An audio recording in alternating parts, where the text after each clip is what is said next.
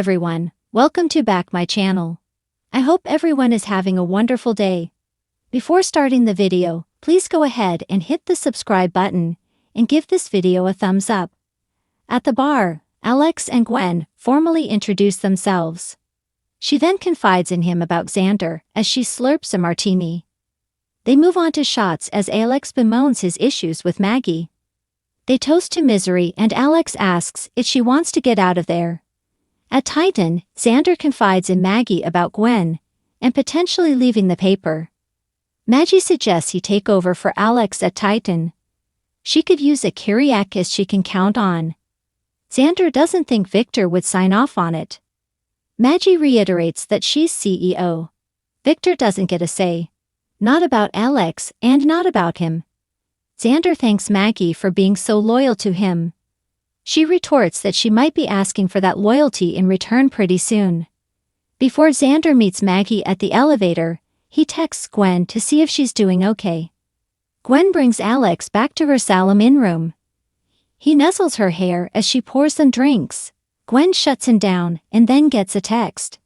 After checking her phone, Alex asks if she's okay. Gwen says she's not and suggests they change that up. Gwen rips open his shirt. Alex picks her up as they passionately kiss.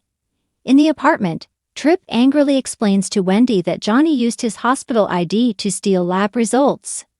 Johnny reluctantly admits it to a disappointed Wendy. She asks him to leave. He thinks once she has time to think about it, she'll understand. Alone, Wendy tells Tripp that Allie warned her about how selfish and impulsive Johnny can be. She's still trying to figure out what that means. She's sorry Johnny put Tripp in this position. Wendy takes his hand and draws close. After a visit to the museum, a resistant Gabby dines with Lai at the bistro. She reiterates that they aren't going to be together at the end of 6 months, but he's undeterred. Lai and Gabby return to the apartment, interrupting Tripp and Wendy's close moment. After Tripp and Wendy leave to get some air, Gabby comes out to the living room in sexy lingerie. Leigh's impressed but Gabby tells him this is for the man she loves when the 6 months are up. She taunts Lai about her having sex with Stefan and leaves him to have a good night on the couch. At the dinner mansion, EJ and Stefan each flashback to switching martini glasses as they toast with Nicole and Wei. Stefan talks up a deal with Wei that EJ has no knowledge of. The brothers trade snide comments and EJ pulls Nicole to the foyer. They anticipate Stefan making a fool of himself once the drugs kick in. When EJ and Nicole return, EJ stumbles. Nicole admires EJ's performance, but thinks EJ might want to tone it down in front of Wei. EJ asks if it's warm in there or if it's just him. He then has an outburst while Stefan talks business with Wei.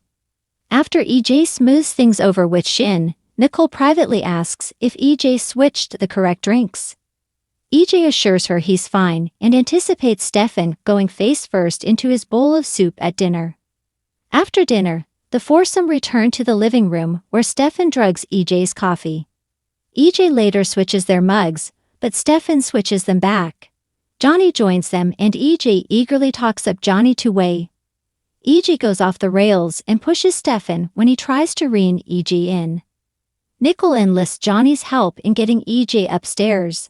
Stefan apologizes to Wei. He simply has no idea what's going on. Stefan feeds into Wei's doubts over EJ's competency, but what can he do about it? They're equals. Perhaps not for long, Wei responds. Nicole and Johnny help EJ to his bedroom. Johnny confesses he told Stefan he was being drugged. EJ thinks he's ruined and falls back onto the bed.